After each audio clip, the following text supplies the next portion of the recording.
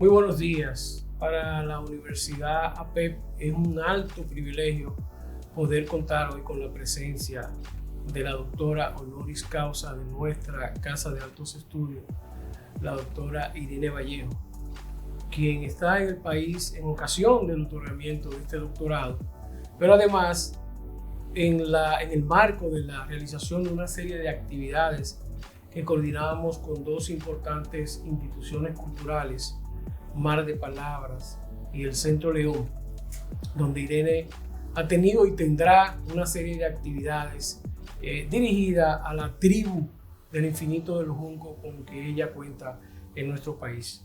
Muy buenos días, Irene, gracias por compartir con nosotros este espacio académico donde pretendemos tener un breve intercambio contigo sobre tu obra, tu pensamiento y el amor que tú tienes por la lectura. Y quisiera iniciar la primera pregunta, que creo que es una pregunta recurrente, y es sobre tu obra más importante, que es El infinito en un junco, obra que ha tenido más de 40 traducciones en lenguas y además un centenar de publicaciones en distintos países. ¿Qué motivó a Irene Vallejo escribir sobre un tema, sobre la historia de los libros y sobre la antigüedad en estos tiempos contemporáneos? En primer lugar, quisiera dar las gracias a Alejandro Moscoso y a la Universidad APEC por hacer posible este viaje a República Dominicana que ansiaba visitar desde hace tantos años. Y respecto a la pregunta, empecé a escribir El infinito en un junco en un momento en el que abundaban los pronósticos apocalípticos sobre la suerte de los libros. Nos decían que las pantallas y la competición con otras formas de ocio iban a terminar con la lectura tal como la conocíamos. Y yo, como historiadora de la lectura, que durante más de una década en la universidad había investigado todos los hitos principales, desde la invención de los libros hasta su expansión, tenía otra visión totalmente distinta. Pensaba que los libros son grandes supervivientes que han sido capaces de salir adelante frente a los mayores retos que podamos imaginar: el hundimiento de imperios, los saqueos, las catástrofes históricas, las plagas y epidemias. Y a pesar de todo, los libros siempre han salido adelante, y la cultura y la lectura, aunque a veces se ha adelgazado hasta convertirse en una hebra frágil, nunca se ha cortado del todo.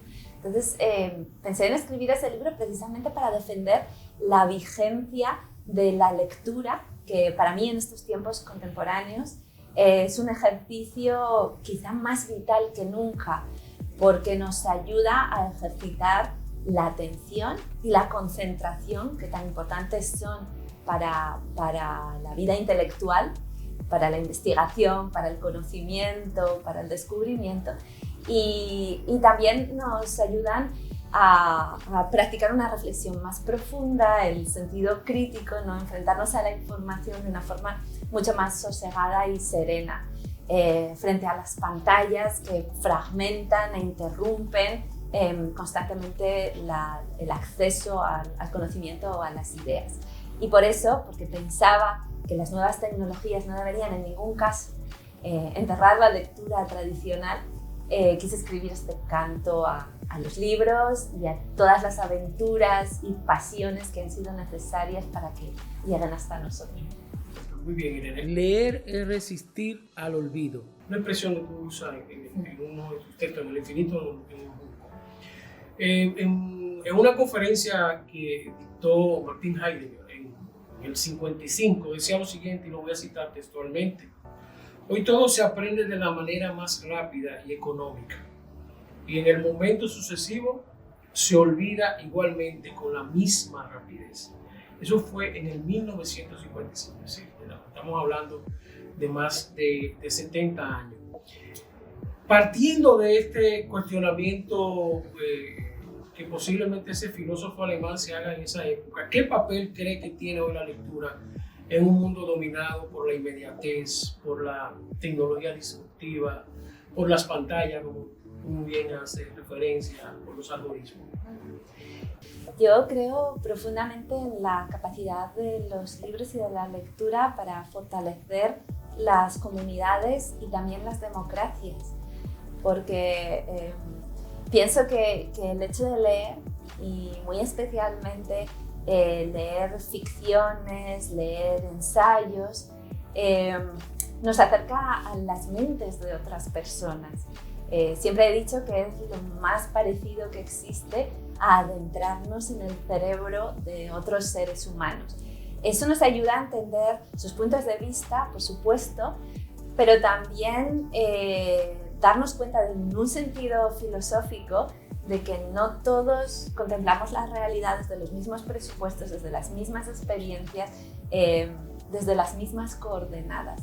Y creo que esa comprensión es esencial para el funcionamiento de las democracias, como decía anteriormente, porque tenemos que empezar a pensar en colectivo, no solo en términos individuales, si queremos mantenerlas vivas y sanas.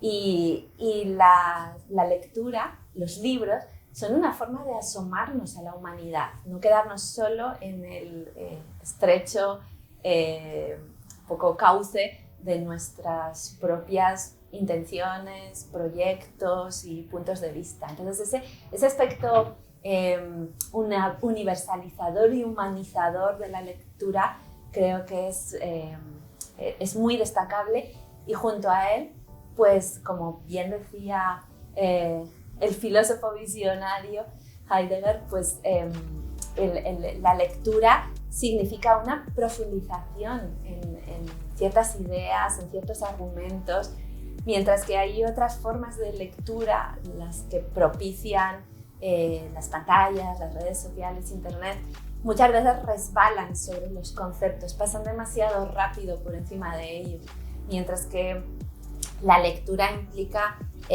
incluso desde el punto de vista de la neurociencia se ha demostrado, ¿no?, la implicación de todas las áreas neurológicas, la memoria, la asimilación de ideas, la conceptualización, el simbolismo, los imaginarios, ¿no? Todo eso se entreteje en la lectura, y por eso es una experiencia mucho más inmersiva, mucho más profunda, y creo que ayuda a que mantengamos vivo ese pensamiento hondo que exige un esfuerzo especial y que hay que alimentarlo y nutrirlo, porque es de allí de donde nacen nuestras innovaciones, nuestros logros, nuestros principales conocimientos para el funcionamiento de la vida. Hace falta el pensamiento rápido, pero no podemos dejar de potenciar también ese pensamiento lento, reflexivo, profundo, que exige también investigación, paciencia, rigor, ¿no? Y creo que todas estas capacidades las adiestra y las desarrolla especialmente la lectura profunda y lenta. En tu obra alguien habló de nosotros. Se nota una defensa a la filosofía y a las humanidades. ¿Cómo podríamos decir en realidad cómo puede la universidad revitalizar el estudio de las humanidades? Incluso ese texto tú se lo dedicas a los profesores de humanidades para que nos defiendan del olvido. Sí. Es la expresión que utiliza en la dedicación. Estamos viviendo una época en la que las humanidades se cuestionan desde un punto de vista pragmático, porque presuntamente no tienen una utilidad clara, cuando yo creo que son realmente transversales y tendrían que acompañar cualquier investigación, cualquier proyecto en las distintas especialidades, porque la práctica de cualquier profesión se va a encontrar siempre con dilemas éticos, y ahí está la filosofía para acompañar la reflexión y para recordarnos que no solo tenemos que trabajar en los medios, sino también en los objetivos, y tenemos que saber a dónde queremos llegar y ser capaces también de cerrar caminos peligrosos y nocivos. Y porque los idiomas, el arte, la sensibilidad, la comunicación, la historia, la memoria, son dimensiones que alcanzan a los seres humanos en todas sus esferas de pensamiento y de acción. Entonces, yo creo que tenemos que deshacernos de la idea de la rentabilidad instantánea, que en el fondo está en contra de la propia investigación, porque la investigación se fundamenta en largos trayectos de búsqueda, en hipótesis que a veces nos llevan a calles cerradas y tenemos que volver a empezar de nuevo sobre una nueva teoría.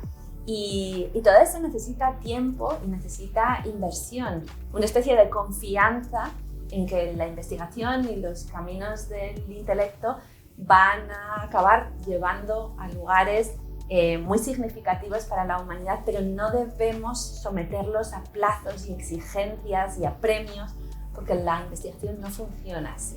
Entonces, creo que hay que abogar por algo tan profundamente humanístico como una idea del progreso y de los avances a largo plazo. Creo que el corto plazo es una de las grandes amenazas que se están apoderando de la sociedad, ¿no? Pensar que solo lo rentable, lo útil, lo es de inmediato. Y si así hubiéramos actuado desde hace muchos siglos, algunos de los grandes hallazgos de la ciencia, de la innovación y de las tecnologías nunca hubieran sucedido. Creo que hace falta un cierto grado de idealismo también en el conocimiento, en la investigación, en las universidades, en la sociedad en general. Porque si basculamos hacia un excesivo pragmatismo, estamos matando muchas de las vías que nos han llevado al progreso y a nuestros mejores logros. Entonces yo creo que la presencia de las humanidades en la enseñanza y en la investigación es esencial por ese motivo y debemos mantenerlas vivas y transversales en todos los estudios y en todas las especialidades para que nos recuerden esas viejas lecciones que ya los filósofos griegos nos enseñaron y al mismo tiempo vinieron unidas a un prodigioso desarrollo de la ciencia, del conocimiento y que pusieron las bases del mundo tal como hoy lo conocemos. En un acontecimiento que cambió el rumbo de la historia fue el descubrimiento de América en 1492. Pero también en ese mismo año, Antonio Nebrija publica su gramática. Algunos plantean que la lengua no solo es un medio de comunicación, sino que es un proyecto cultural y político, incluso en ocasiones un instrumento de dominación. ¿Cómo percibe esta relación cultural entre España y América Latina a través del lenguaje y si se quiere, de la literatura? Claro. Evidentemente el lenguaje es una de las herramientas humanas más poderosas y el poder se puede utilizar para fortalecernos o también para someter a otros. Entonces siempre hay una ambigüedad profunda en todo lo que los humanos creamos y en todos los hallazgos culturales, ¿no? Es una ambivalencia que el filósofo Walter Benjamin pues siempre puso de manifiesto y subrayó. Creo que tenemos que ser conscientes como estudiosos de esos dos rostros. Y por supuesto, la lengua se puede utilizar para comunicarnos, para entendernos, para formar alianzas y colaboraciones, pero también se puede utilizar pues, para sojuzgar, para dañar, para dominar. Y esa dimensión siempre estará allí. Por eso el uso de la lengua de cada uno de nosotros es también una responsabilidad, ¿no? Utilizar su capacidad para alcanzar los mejores objetivos. Entonces, para nosotros como comunidad hablante que compartimos este tesoro de la lengua y que además la hacemos juntos, la construimos juntos, pues es un puente maravilloso para las posibilidades de entendimiento y de colaboración y para sentirnos próximos, casi hermanos, ¿no?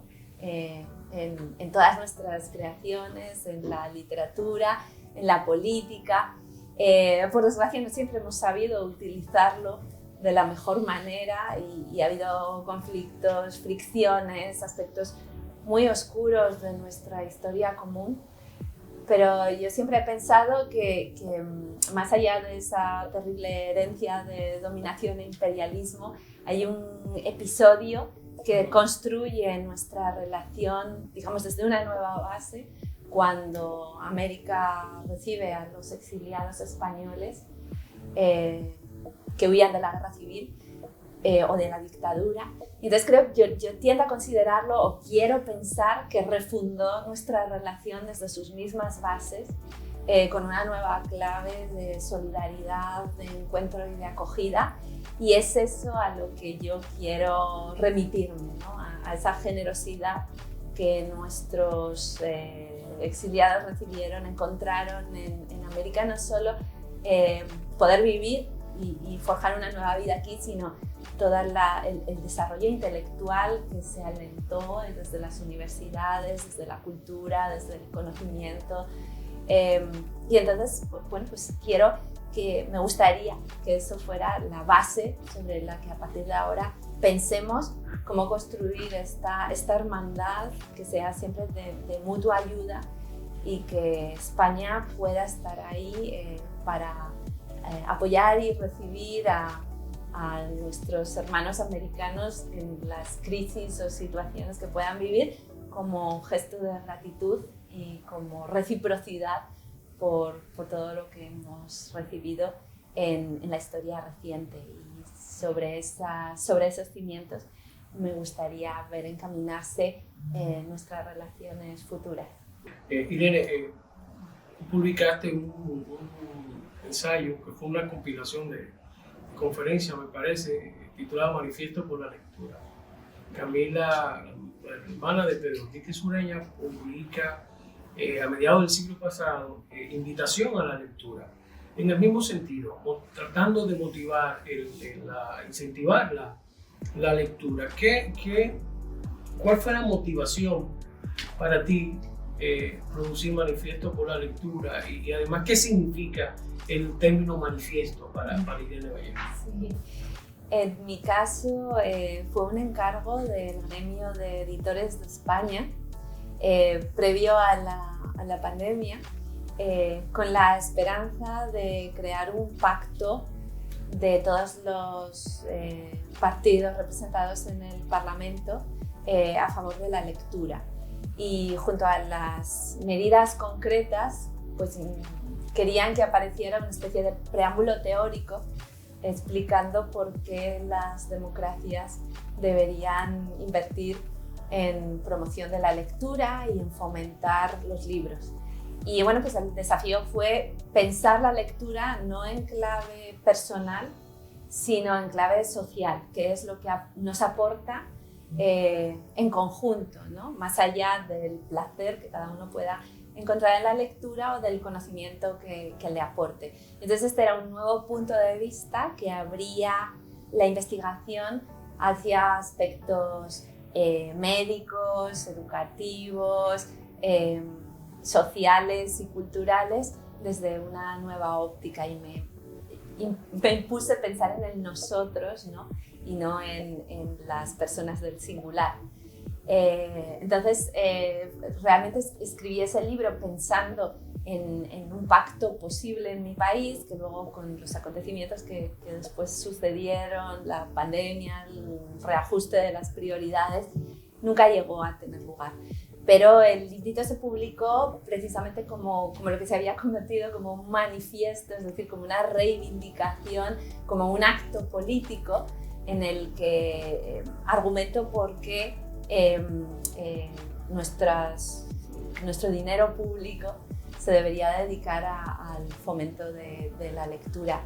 Y bueno, pues las conclusiones son que realmente tiene mucha relación la lectura con las oportunidades vitales, laborales, educativas, que la lectura nos sirve para mantener la mente más sana y activa, viene a ser como un gimnasio intelectual, y la lectura ya se está utilizando para la rehabilitación de personas que tienen algún tipo de degeneración neurológica. Entonces, desde el punto de vista tanto sanitario como educativo e incluso social, para una mayor integración, para abrir oportunidades laborales, para corregir desigualdades, la lectura ocupa un lugar social y político esencial, y es lo que quería reivindicar. Me ha resultado fascinante saber que también en la familia enriquezureña, una mujer, Camila, llegó a conclusiones parecidas mucho antes, y también sintió esa necesidad de defender los libros en otro contexto político, pero también con los argumentos que yo después he elaborado. Entonces hay ahí una coincidencia maravillosa, y el libro de Camila ya está sobre mi mesita de noche para leerlo y aprender de ella, y también ampliar mi propia reflexión y enriquecerla. Muchas gracias, Irene. Bueno, hemos llegado al final de esta interesante entrevista con nuestra doctora honoris causa Irene Vallejo. Como ustedes han podido ver, ella cita: los libros hacen los labios, una cita romana que hace en el infinito en un junco. Indudablemente que Irene no solo tiene la facultad de escribir con una prosa clara, sino también una facilidad de expresión que comunica lo que escribe con mucha claridad. Gracias, Irene, por permitirnos este espacio académico, compartir contigo, y te reiteramos nuestras felicitaciones por el otorgamiento del doctorado honoris causa de nuestra Casa de Altos Estudios. Muchas gracias a ustedes por su atención. Gracias a la Universidad APEC, que ya se convierte en mi casa. Muchas gracias.